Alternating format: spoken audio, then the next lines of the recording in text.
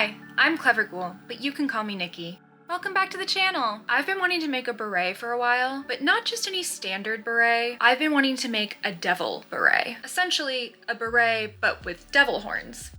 I bought a pattern off of Etsy from a seller named Seda Ozel. I'm so sorry, I'm sure I'm not saying that right. It's a great pattern for a standard beret, and I'm gonna alter it to make it a little less French and a little more fiendish. Oh, and I'll link the pattern in the description box in case you're interested. I really recommend it if you wanna make a beret. So with that being said, let's get into it. First, I printed out my pattern to the correct size, which for me is letter, and then I assembled it. Then the next step is to measure your head based on the pattern instructions. So I did that, and then I marked out with a highlighter where my size was, and then I cut that out. I took the pattern piece for the top of the hat, put it on a piece of paper, and then roughly drew out a devil horn. I was really just guessing the sizing and placement at this point.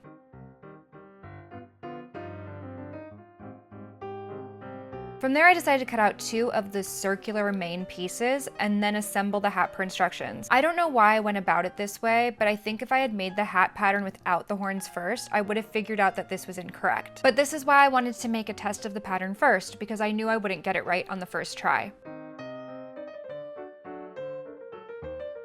I realized that the main piece of the hat needed horns, but so did that C-shaped piece in the pattern. So I cut my tester where the horns were touching the C-shaped piece, disassembled it, marked those cuts from the test fabric onto the pattern piece, and then recut a new piece with the horn to make a second test. So now there were horns on both that C-shaped piece and the main top piece.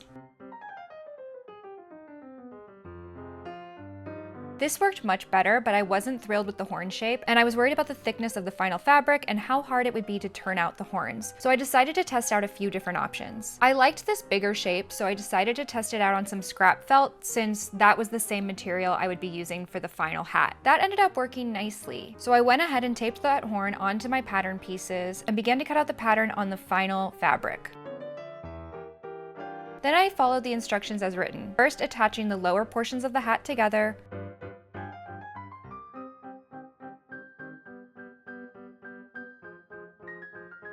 then attaching it to the top of the hat. I will note that I trimmed the seam allowances and clipped along the curves of the seam allowances as well, even though this isn't a step that's in the instructions. I recommend doing this so there isn't excess bulk and your hat maintains the shape that you want. When attaching the base to the top of the hat, I started by lining up the horns first, pinned those together, and then moved on to pinning the top and base of the hat together. This way I would ensure that the horns would line up correctly.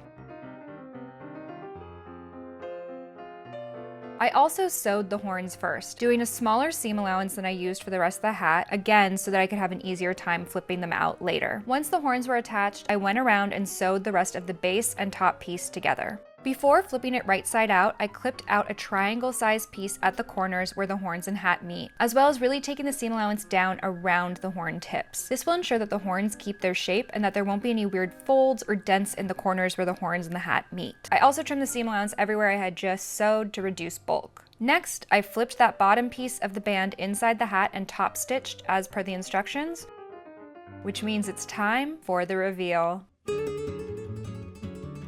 Here it is. I am so happy with how it turned out. It's just what I envisioned. I haven't altered a pattern since college, which was a really long time ago. So I also feel really satisfied that I was able to do that still. I mean, it's an easy alteration, but still. The thing I was actually less confident about was how I would look in a beret. I didn't think it would look that good, but I was wrong. I think I'm pulling it off. However, if you disagree, don't tell me. Let me live in my delusion. Thank you. I think I might make another one, but in black for a little bit more of a subtle look. And I was also thinking about adding embroidery to this one. I was thinking about adding 666, maybe with some beads, or maybe even adding in the phrase, "Wouldst thou like to live deliciously?"